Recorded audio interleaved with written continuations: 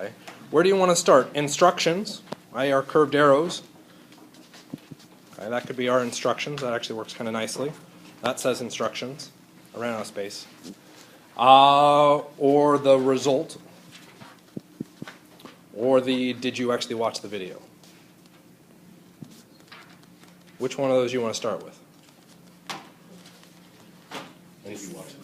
Did you watch the video? What was the secret code word? Red. That's actually fun because I didn't remember what it was. Sorry. But yeah, it was red. Convenient, right? Someone planned ahead. Drew everything in red. I apologize for not putting questions in there as well. The intent was to not make you watch 30 minutes, but to have questions to help push you along. I just didn't get time. So how about the other two? Do you want to look at the types, or do you want to look at the instructions? Instructions. Okay? So when we start with our instructions, we can really start anywhere we want, but typically it makes sense to start with the beginning of our instructions. Okay? Which means all of this is now irrelevant. Okay? When we're trying to go through and do individual reactions, we need to focus at the beginning and only keep our focus there. Where's the chemistry occurring? Everything that happens afterwards is besides the fact. Okay? It can just convolute the issue. Okay? So what changed as I moved from one space, from the left-hand side of that arrow to the right-hand side? I added hydrogen. So we're going to get a bit nitpicky on the words here. I'm going to disagree with the word added, because added alludes to addition. And addition is a type of reaction. A type of reaction that results in the loss of a pi bond. Does anybody see a pi bond? No. So I don't like addition or adding. What are you trying to say? What is happening? Okay, so we can get really dicey with our words there and say transfer, or really nitpicky, a transfer of a hydrogen only. Okay. What we're noticing is that we made a bond. There's an extra bond to a hydrogen in the result. Okay. How did that bond form? Okay. Adding a hydrogen doesn't work because hydrogen wasn't added, it's there. Okay. How did that hydrogen become part of that structure? What else changed? Okay. So we've got that hydrogen there. We see a lone pair has somehow disappeared. What else has changed? There's a charge. What else has changed? This one's really silly. I'll kind of accept structure. What do you mean?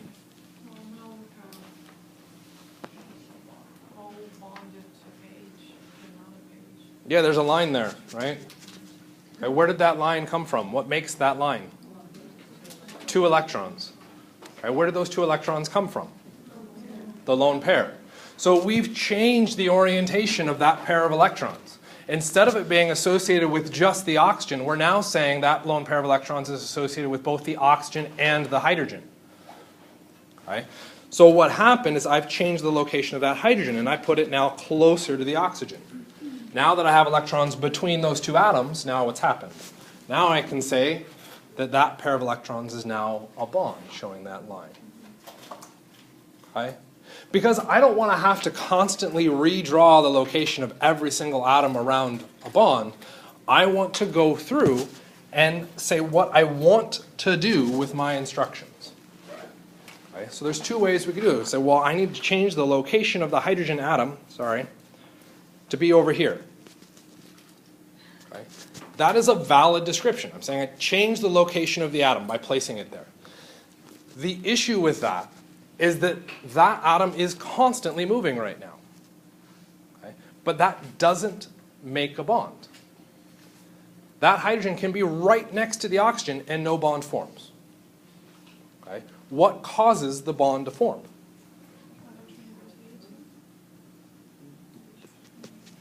It's nothing really to do with the electronegativity. What causes that bond to form? And it's not just the location of the hydrogen. Instability of the hydrogen? So you're looking at energetics, so I don't even need that. The positive charge is attracted to the negative charge in the electron. Okay, we can look at charge attraction still. Okay, sure, that hydrogen is now attracted to the oxygen and can still spin around that oxygen and just be centralized around that oxygen, but still no bond. When does the bond form? When the electrons from the oxygen become shared with the hydrogen. Until that happens, there is no bond formation. This is why it makes no sense to show arrows from atoms, because atoms can move wherever the heck they want to. Okay? But that doesn't make a bond. What makes a bond is that the electrons stop being associated with just one atom. They need to be associated with both. And we can show that by starting our arrow where the electrons are. Let's try that again. Yep, not like that. That's what happens when you draw really slowly. Going towards the hydrogen. Okay. You mean we want to show the motion of electrons? Yes, exactly like we did with resonance. The exact same process. I want to take those electrons on the oxygen and share them with the hydrogen. That is what that arrow means. Well, how many electrons did I share? 2. How do you know I shared 2? So we could go through and say, well, hydrogen has no electrons, so oxygen clearly had to share 2 to make sure that we had a bond. I'll agree with that. What else can you give me? Takes 2 electrons to form a bond. Takes 2 electrons, sure. Same argument. Can I draw an arrow like that? Isn't that an arrow still? Right? Done like bow and arrows, right? You can have an arrow with just a single barb. Yeah? Okay. Is that a proper instruction now? No, it turns out that instruction's actually wrong, but aren't we showing the same thing? An arrow from the electrons to the hydrogen. Yes, but this arrow only has 1 barb. What does that 1 barb mean? 1 electron. How many electrons did I want to move? 2, which means I need to have the second barb on there. Are there cases where you wouldn't have 2 electrons moving? Yes, okay? Known as radical reactions, okay? Which we'll wait for the end of the semester because they play a very kind of niche role in our overall chemistry, okay? Or useful synthetic chemistry. Okay? So there are cases where we will only use 1 electron moved. Okay? That's our radicals. It is easier to move 2 electrons at a time. So that's what we'll stick with for the majority of the semester. Okay? That single arrow now explains that I've formed a new bond. Okay? Because I've shown nothing else happen to the rest of the rest of the structure gets drawn the same. No difference to it. Okay? Because the oxygen, since I moved electrons around that oxygen, I need to reevaluate that oxygen. Okay? I want to reevaluate its Lewis structure, its formal charge. Okay? What we did all the way back in Unit 1, yeah. How many electrons are around that oxygen? 8. There are 8 electrons around that. Okay? What would its formal charge be? How do we calculate that? 6 valence electrons minus 3 bonds minus 2 non-bonding electrons, and we get 1. Okay? And in particular, a positive 1, hence the positive charge shown on the structure. God, we have to do formal charge all over again. This is why I said it was important. Okay? Do we have a cheat? Yes, absolutely. Okay? What charge was the oxygen to begin with? Neutral. Because I gave that to you, in theory, we would hope I wasn't tricking you. It's possible that that wasn't true. Okay? But if it starts neutral, well, what does that arrow show? What is happening to the oxygen? It's sharing electrons, meaning if I had $5 and I now share that $5 with Jeremy, do I still have exactly $5? No, what do I have? Less than $5. Right? If I share those electrons with the hydrogen, does it have the same number of electrons? No. It would have less electrons, right? So that would mean its charge should be less. What charge are electrons? Negative. If I share a negative thing, what happens? It becomes positive. Okay? The arrow can give me a hint as to what's happening with the charge. Kind of, sort of?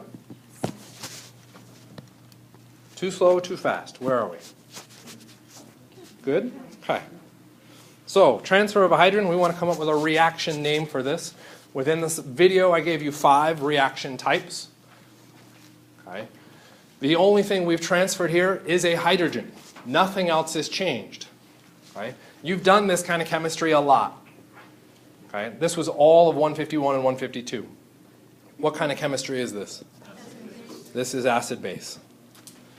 By acknowledging the type of reaction, you can then predict something about what's happening. But you have to know those types. Make sense? Okay. Should we make it a little bit trickier? Yes, absolutely. Why not? Here's how we're going to make it trickier. What happens? I don't know. You didn't show me anything. I showed you that something is going to happen to this. So I did show you something. What's that something going to be? Okay. So some people may have it memorized and already know. Say, well, the electrons in that bond need to go to the oxygen. Okay. For those of you saying that, why are you saying that? Okay. So we're hearing something about, well, the type of mechanistic step. To identify the type of mechanistic step, what do you need? Reactants and products. Did anybody see the product? Nope. No. So you telling me it's a mechanistic step without having the product becomes questionable. When you look at that, what should happen to it?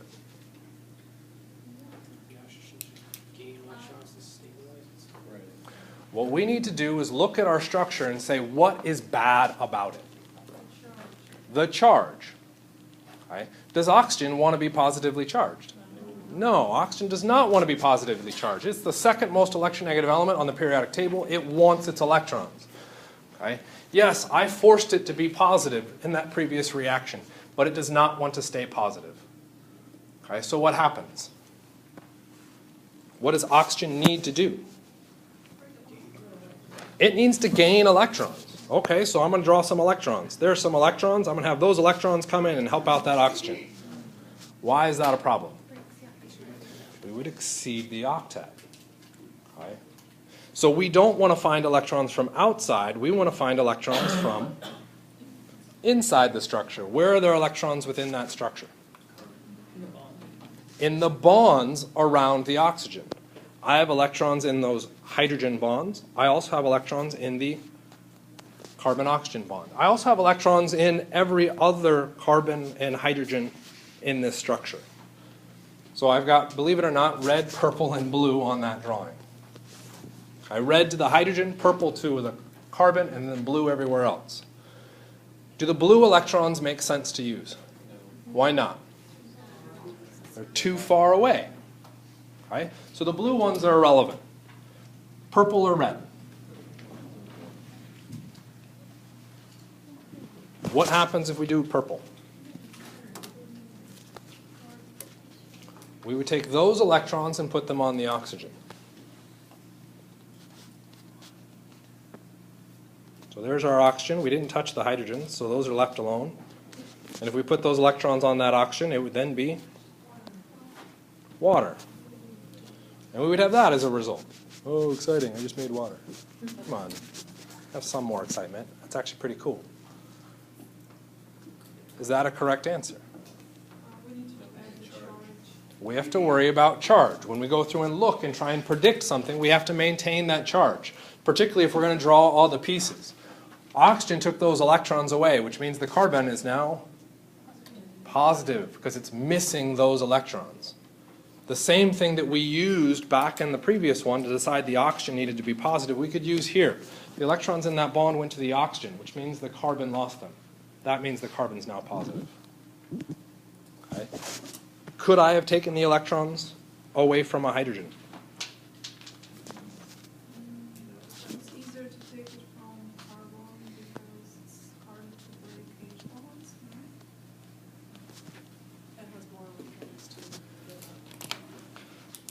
this becomes tricky. Why do we not want to do the red one? We just did it. Okay? I don't want to undo what I just did. Does that mean it can't happen? No, it is absolutely a valid thing that can happen. It just takes us backwards. Right? In first semester, a lot of our reactions will only focus in one direction. We don't have to worry about multiple options. We'll be like, I'm trying to go forwards, so all I'm going to do is constantly go forwards. In second semester, we throw a massive wrench in there because most of our reactions or most of our attempts will go backwards. Right? We will attempt something and it will be wrong. We'll have to try something else. Okay? So keep that in the back of your mind when you go through and look at these. Right? So what happens? Water breaks off, we leave the positive charge. What kind of reaction just happened here?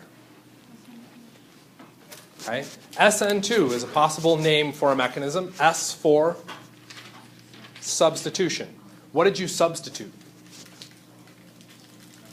For those of you making weird faces, you're making a weird face probably because you didn't substitute. Can it be a substitution then? No. Okay. Well, what happened? We broke a bond. Okay. And the process of breaking a bond, that could be an elimination reaction. We've eliminated something from the structure. But what we know from our elimination term is an elimination results in the formation of a pi bond. Does anybody see a pi bond? No, so it can't be an elimination either. Okay. If we've lost just that bond, that ends up getting referred to as a heterolysis. Okay. All of those lists, so you get your 5 primary reaction types, and then I think it's 7 mechanistic types. Okay. The video covers all of those and puts them all together. You need to know those types. Okay. Those of you saying we're going to get a lot more discussion about this, no. That's about it. Okay. We'll go through the rest of the reaction shown here, but then what we're going to do is focus on Chapter 6, our acids and bases, and then jump straight up into Chapter 8, which looks at our substitution and elimination reactions. Okay, so all of the fundamentals that show up in the video are in the video and in Chapter 7. Okay, so let's break this down. That first one we said was an acid-base. The next one we said was a heterolysis. The next one looks a little bit weird, is a 1,2 hydride shift. The next one is a coordination. Okay, curved arrows. Shoot, I usually like doing curved arrows in red. Oh well. Purple. We will talk about the hydride shift a little bit later. You'll notice that I throw a little curly Q in it. I don't know if that's a British way of doing it or not, but I think it's kind of cool to accent the fact that you're doing a shift and not just a standard bond breaking. Okay. There's all our curved arrows. Notice there's only one curved arrow per mechanistic step. Does that have to be true? No. For the 1,2 hydride shift, yes, you can call that a rearrangement. It's the same thing. You can call it a rearrangement. Sorry. It's valid. This is more specific because that's exactly what's happening. Why do we call it 1,2? Where did the hydrogen start? Usually starts wherever it is, so that's 1. And where did it move? Well, if that's 1, then that's 2. 1, 2. Notice it says hydride and not hydrogen. What is a hydride? Hydrogen with electrons. If that's a positive charge, to stabilize it, what do I need? Electrons. So it's not the hydrogen coming over on its own, it's the hydrogen coming over with the electrons, which is kind of weird because that's saying hydrogen takes electrons from carbon. Why is that weird? Carbon is more electronegative. Okay? Why does that happen?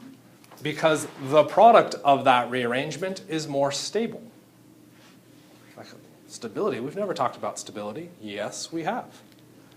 positive charged carbon is known as a carbocation. This carbocation is bonded to how many carbons?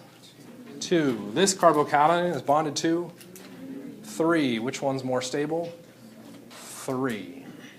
Okay, go back and take a look at your mass spec section from the last unit. Okay. Last thing that we'll go ahead and throw on this, because why not? I want to know what happened. Whole thing put together. What kind of reaction occurred? So what this question is now saying, you see all those pieces and all those arrows and all that nasty bit stuff in the good stuff in the middle? I don't care. What happened?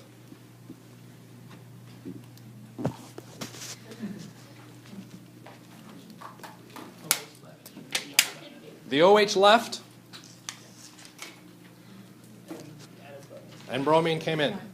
So I lost a piece and I gained a piece. That kind of sounds like a substitution. For those of you saying addition, okay, addition means loss of a pi bond. There's no pi bond here, so I don't worry about that. Okay? Can I go back? Oh, I'm not going back. Oh, just a minute. We okay? Welcome back from spring break. Okay. Product of the first reaction. What do you see? What's that? You see an acid and a base. Where's the acid? Okay. You're saying probably that first one is an acid. How do you know that's an acid?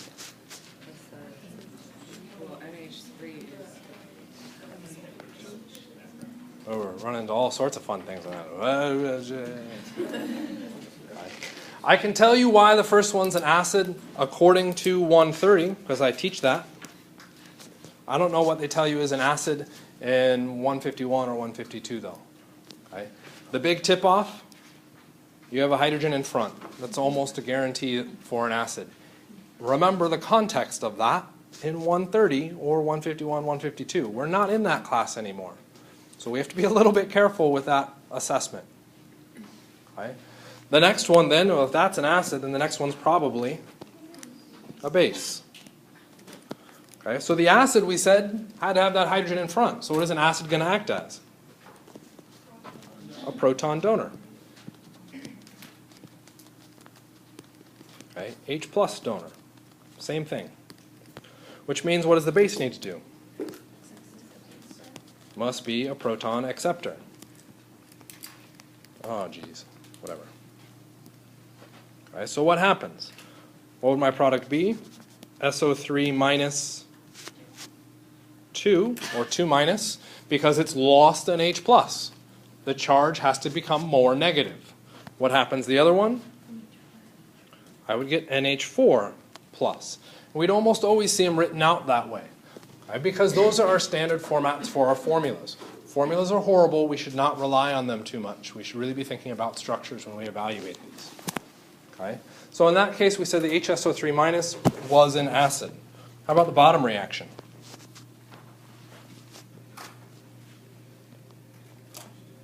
That one became a little bit trickier. Question. Yeah. These These are organic molecules. are not organic molecules. So why might we use these to start? Because in theory, you know these. Okay? These are things that you should know because you spent at least 2 semesters talking about these. Okay? Once we pick up the patterns on these, then we can start to make things a whole lot more complicated. Okay? Any ideas what's happening in the bottom one? Acid is H3 and water is the base. But in this case, both of them have a hydrogen in front. But we know water is the base. It's the middle. Water's a base? It's middle. Can be. Water could act as both.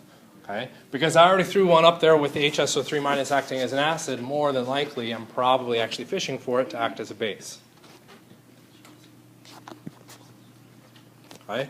If we went through and drew this out, we'd have our H2SO3. What would happen to its charge? It would now be neutral because it's gained that plus. Plus OH, lost a hydrogen, it's OH negative. Right? And we now have some pieces that we could go through and evaluate. In all these, both these cases, all we've done is transferred a hydrogen back and forth. Okay?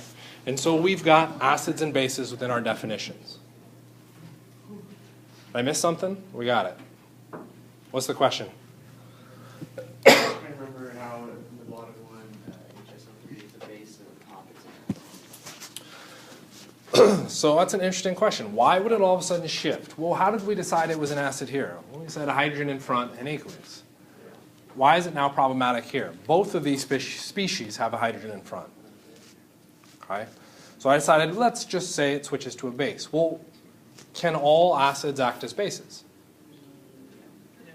No. So what is special about HSO3 minus that it could act as both an acid and as a base?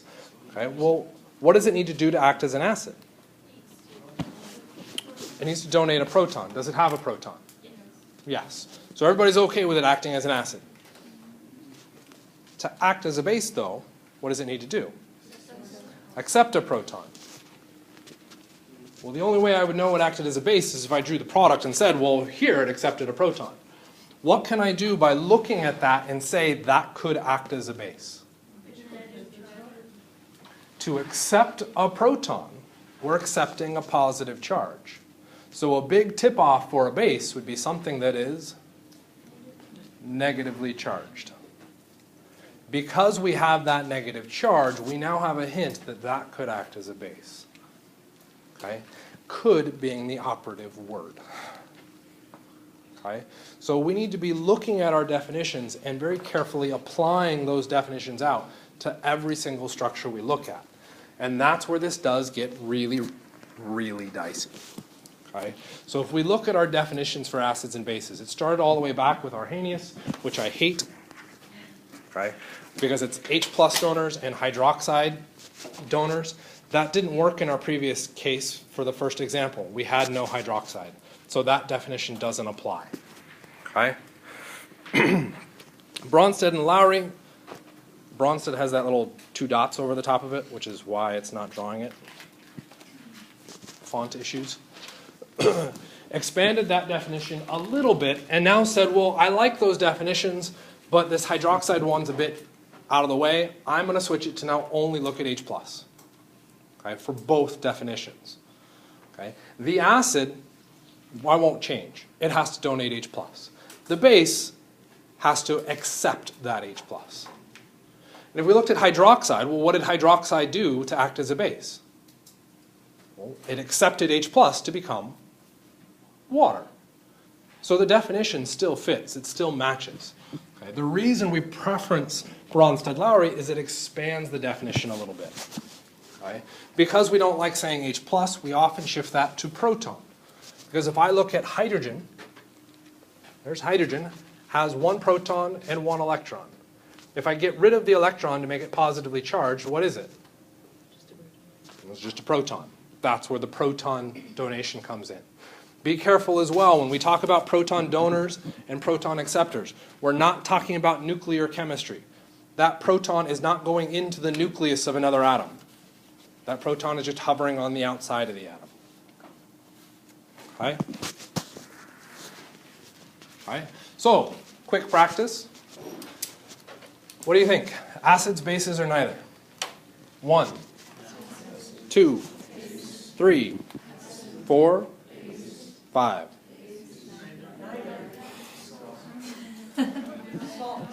You're like, dang it. And I even alternated that nicely, didn't I? Okay. No, NaCl is neither. How do you know NaCl is not an acid or a base? You said 4 was a base. Why did you say 5 was not? Because CO is the conjugated base strong acid. Because the electrostatic forces cancel each other out. The electrostatic forces. Okay, that's an interesting idea. I like that. We got the positive of the sodium balancing out the negative of the chloride. Kind of like the positive of the sodium balancing out the negative of the acetate?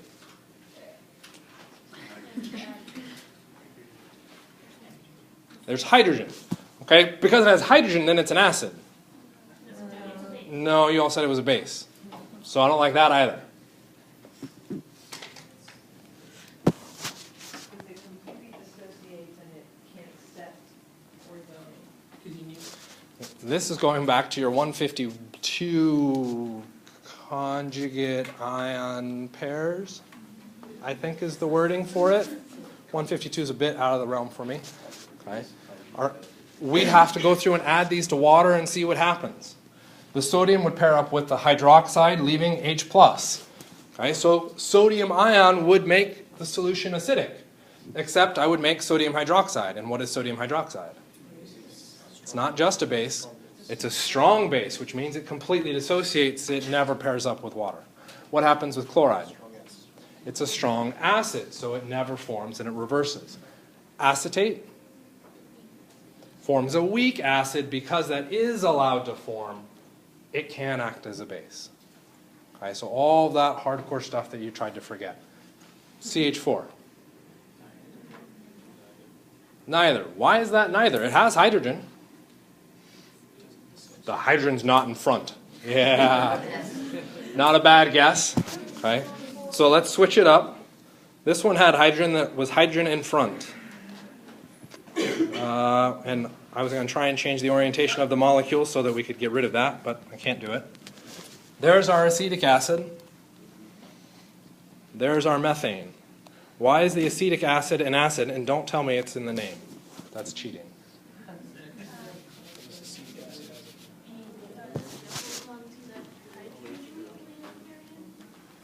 Carbon is holding on to this hydrogen much tighter than the oxygen is holding on to the hydrogen. Why?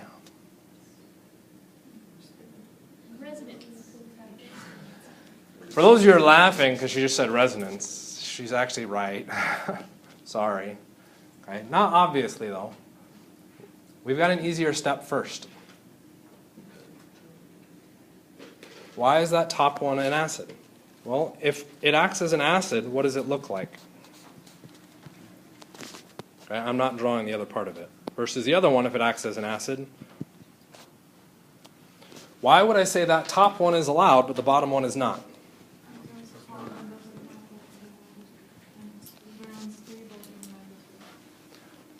What is the most unstable thing in the products? H+, yes, that will hurt. Okay? But H+ is the same in both, so that doesn't work. The negatively charged oxygen or the negatively charged carbon. Which of those can stabilize the negative charge better? Oxygen. Meaning the concentration of that species is now higher than the concentration of that species, meaning that one is a stronger acid than that one. Which is awesome for those watching at home because they can't see me pointing. Sorry. Stronger acid. Technically, actually, this one's the stronger acid. Okay? So we have to evaluate something about the result. If we get rid of the hydrogen, does it produce something that is reasonably stable? If it's not reasonably stable, that doesn't happen. Okay? So when we go through and look at our structures, that's what we need to be thinking about. Okay? And in all of these cases, what we are dancing with are weak acids and bases. Okay? So there is no more, it's a strong acid, I know it's an acid because it's strong and I memorized it. You are now looking at it and saying, well, that's a weak acid because when I compare it to water, it is more acidic than water. Okay? Which means you have to know a reference point. You have to know something to compare to. If you don't have that comparison, you can't make that decision. Kind of makes sense? All of our acids and bases are comparisons. Always. Okay? So, definitions. Okay, this is another big one. Lewis came along, looked at the definitions and said, well, those definitions, Bronsted-Lowry and the Arrhenius, don't apply to everything. And because our ultimate goal is to learn everything about all stuff, I want a definition that works for everything. So Lewis went through and said, well, when we're drawing out mechanisms, the only reason a bond formed was because the electrons moved. Not because the hydrogen atom moved, but because the electrons moved. So it is better to now reference my definition based off of the existence of my electrons. Right? And our acids act as electron acceptors. Right? Name an acid. Hydrochloric acid. What happens when I react hydrochloric acid with, say, water? Technically, it doesn't dissociate into hydrogen ions and chloride ions. Right? That's our quick approximation because we're lazy in 152, but that's not officially true. What happens?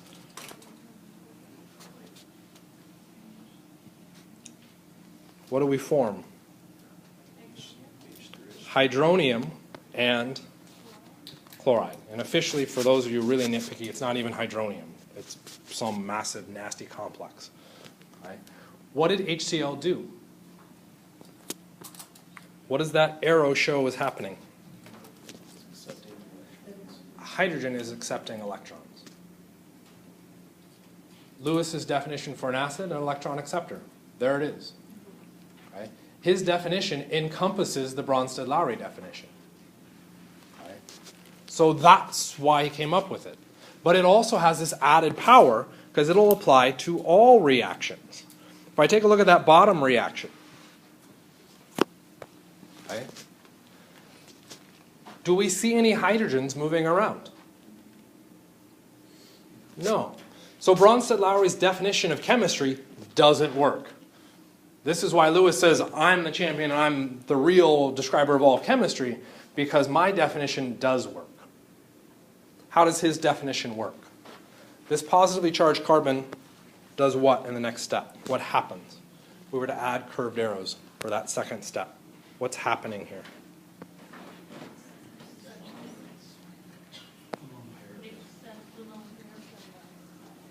Cyanide is sharing a lone pair of electrons to that other structure with our carbocation. That makes the carbocation an acid because it has accepted electrons. That makes the cyanide a base because it's donated electrons. Okay? Lewis's definition now applies to all chemistry. The problem with that, though, is that is now so insanely broad that we could label everything as an acid and a base and not really have any further clarity over what was actually happening. Okay?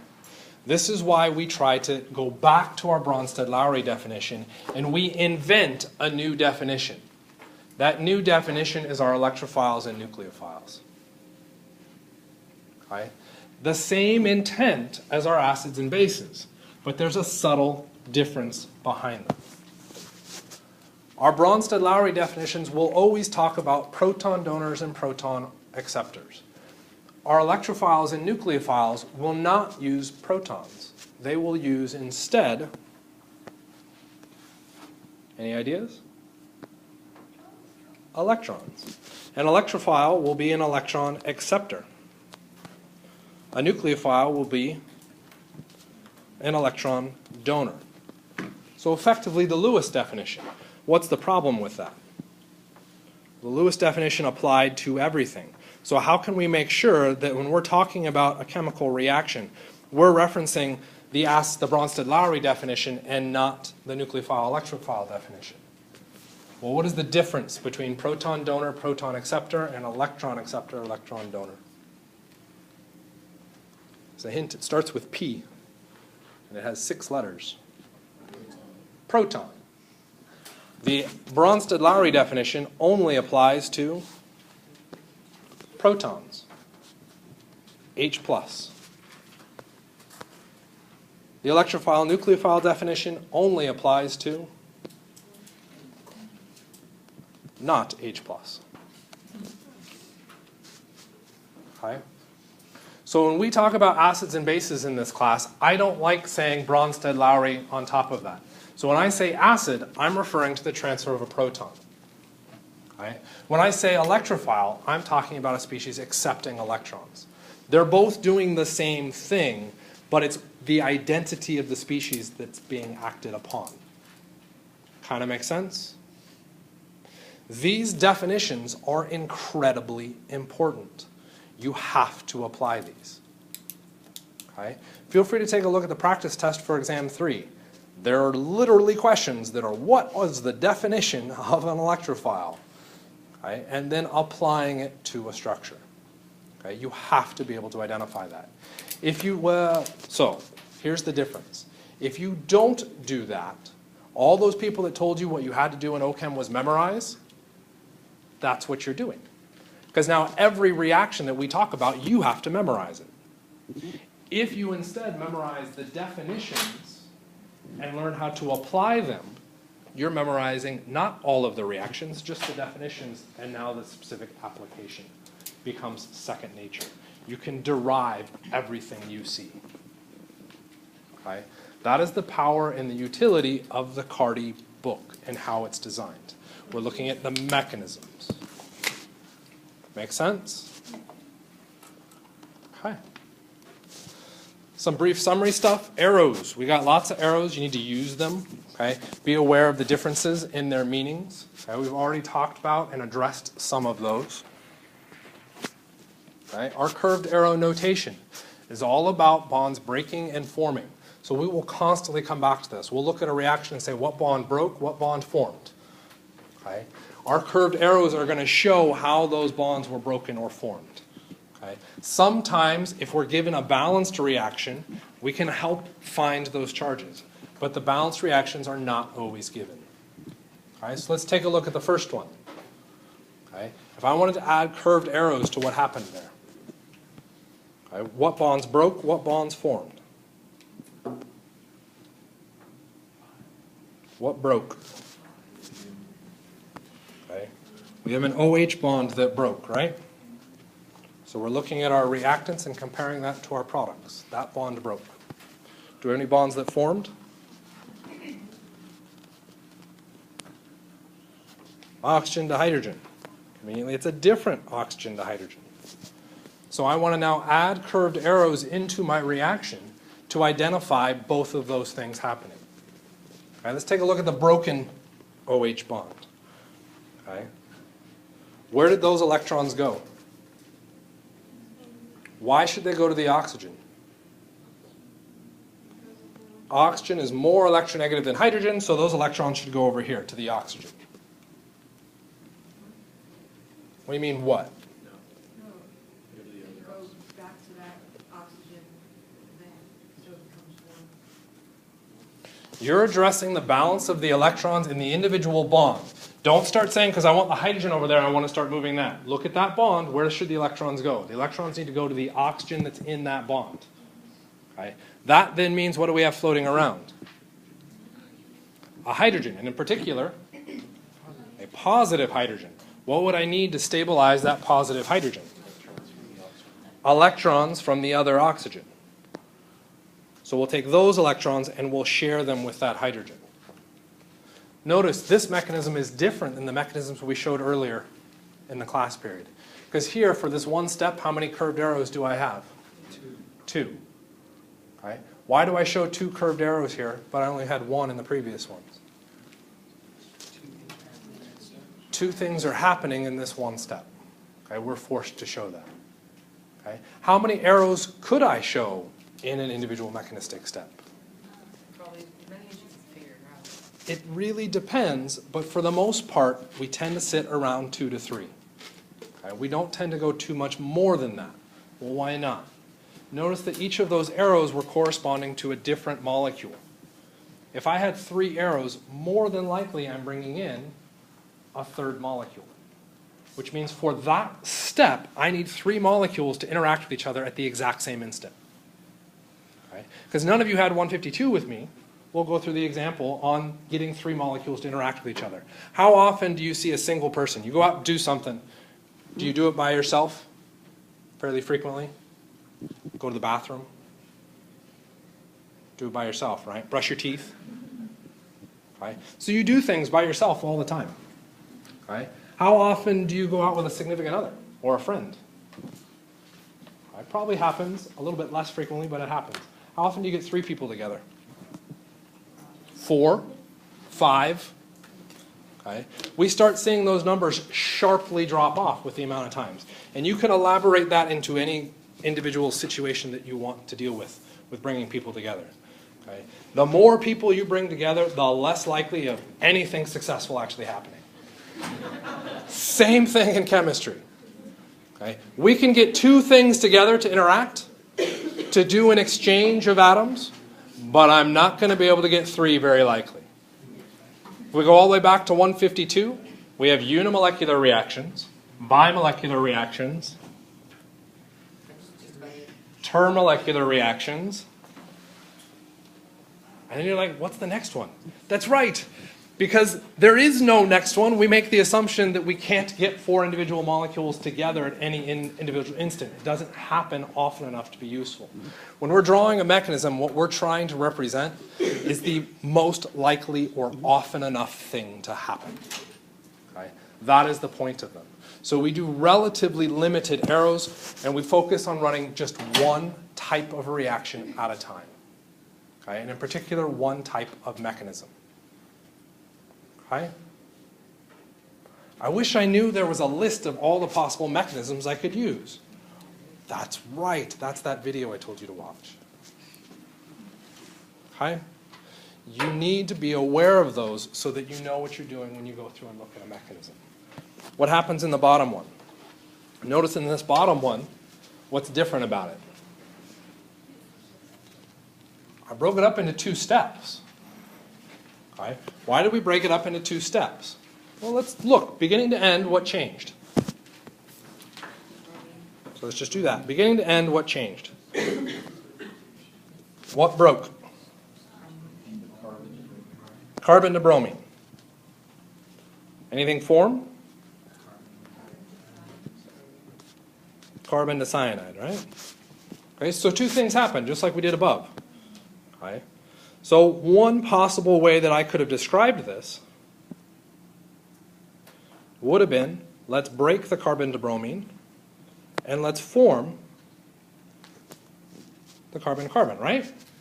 Doesn't that show what happened? Yeah, it does. Turns out that when we go through and test this reaction and look for species, because we can go through and look at a solution and say, does something pop up? Does something exist? We find that this species exists. Well, I don't care. I've got these other arrows. Do those arrows show the existence of that species? No. Okay. That means my mechanism is wrong, because I'm saying they're all happening at the same time. There's now experimental evidence to say this positively charged thing exists. My mechanism doesn't show the existence of that positively charged species. So what has to happen? I have to change my mechanism. Okay? I need to have a mechanism that shows the existence of that positively charged species. So what happens first? Why do I want to break the carbon-bromine bond first and not form the carbons? If we formed the bond first, exceeded the octet. We can't do that. So we'll break the carbon-bromine bond. Then what happens? Now I have a positively charged carbon. Now I can form the other one. Okay. How would we know, just looking at reactants and products, that that needed to happen in two steps? Guess what we have to do? Look at those structures and carefully evaluate all of the information that those structures give us. What is the thing attacking? What is the thing leaving? What is the stability if that thing left? All of these things are pieces that contribute to our overall understanding of the reaction, and we have to be able to evaluate each of those individual pieces to say, this is the best mechanism. Okay? So we can look at it and say, this is the mechanism. We go into lab, test it, and prove that we're right. Okay? Virtually everything we discuss for the rest of the semester is someone sat down and said, this is the mechanism, went into the lab, proved they were wrong, changed their theory, and then published it. Okay? So what you're seeing is the result of hundreds of years of people not really lying, but not really being honest about their discoveries and how they found them. Okay? You are responsible for now looking at those discoveries and trying to maintain that information. That becomes tricky, right? Not the easiest, but it can be the most fun. Look at it as a puzzle. Okay? So, resonance and mechanisms are similarities. Okay? We will always find a source of electrons. We will always move them negative to positive. Okay? We're not moving atoms with arrows. You're only moving electrons. Right? So if we compare, we find a source of electrons. Yep, we do that. Okay? Lone pairs and pi bonds. Those tend to be our primary source of electrons. Okay? Why would we change that slightly with mechanisms? What are we allowed to do as an extra thing with a mechanism? Sigma bonds. So our source of electrons, while it may not be an immediate source, okay, it may be a secondary source, we may see sigma bonds also pop up in that list, okay, but to a much lower extent. That's not our driving force for these. We'll move electrons from atom to bond or bond to atom. Okay? In mechanisms, we'll move them towards the chosen atom. Remember, we're trying to make a new bond. So we're going to show where those electrons are moving towards. Okay? We then check our octets. Okay? In resonance, if we broke an octet, we had to move a pi bond. Didn't have a pi bond? We're done. That was an invalid move. No resonance. In mechanisms, we'll verify the octet. If it's exceeded, then what will we do? We'll break the easiest bond. Okay? What bond will we break first? We'll always break the pi bond first. Why? Why are pi bonds easier to break than sigma? And yes, it's energy. What makes a pi bond? P orbitals. What makes sigma bond? S-type orbitals. Which is higher in energy? P-type. That's why our P-type break first, then the sigma. Okay? So, the challenge. Now we got a lot of the basic pieces down. Let's take a look at what we've got. Okay? We got two structures, and we, interestingly enough, have two banks of students. Right? There's the left bank and the right bank. That sounds kind of divisive, but we're going to do it. Okay? Left bank and right bank. Who wants to go first? The right bank. Who's right? My right or your right? Yeah, that's, My right. So they tossed it to you guys. we technically talked about. Here's your choice. Which molecule do you want to look at? Right. You want to look at the right.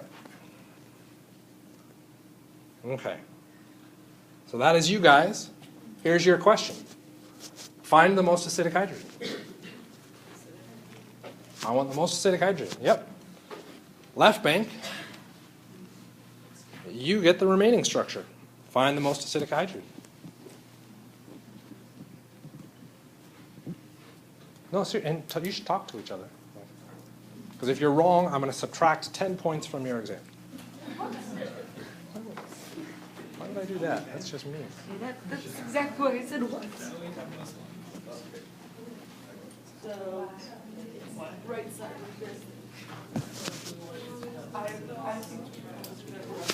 And because the right side went first, we'll go ahead and help you guys out with some hints. You have two choices. One of those two hydrogens.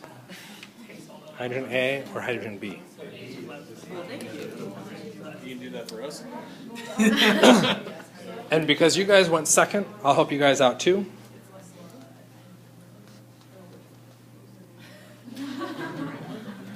This is what you get for choosing second. A, B, C, D, E, F. Which is your most acidic hydrogen? As a hint, it is one of those.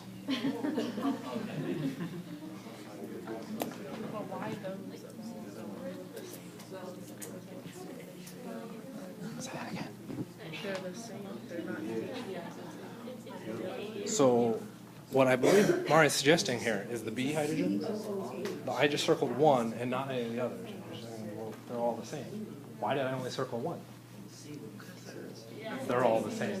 We don't even have to worry about it. I'm just looking at that. Just to go it's over, but- Blue A and B. Oh, my God. So, what do you guys have? A or B? Why is it A? Oxygen is more stable with negative charge. So let's take a look at the red one. A versus B. Our verdict was A is the most acidic because if I removed that hydrogen, the oxygen could stabilize the negative charge better than the carbon. Why could the oxygen stabilize the charge better than the carbon? Because it's more electronegative. Cool. Is that correct? That is correct. Blue team. B. Which one's the most acidic? Say B. Everybody's going to agree with? You're going to agree with B? It's still A. It's A. Why did I go all through this labeling? Just to mess with your head. Notice there's lots of hydrogens in there. Are those hydrogens different from each other? No, they're all effectively the same, bonded to a carbon. There is no difference in acidity between those. We can condense them down to just really two options, A versus B. Why is A more acidic than B? For the exact same reasoning that red had. Oxygen can stabilize the negative charge better than the carbon. Even through resonance. Even through resonance, which is going to be the next question, that oxygen can stabilize the negative charge better than that carbon. So what you guys are saying is that this negative charge is more stable than this negative charge. Okay, which is true, because oxygen is more electronegative than carbon. Absolutely valid. Okay, of course, now what's going to be the next question?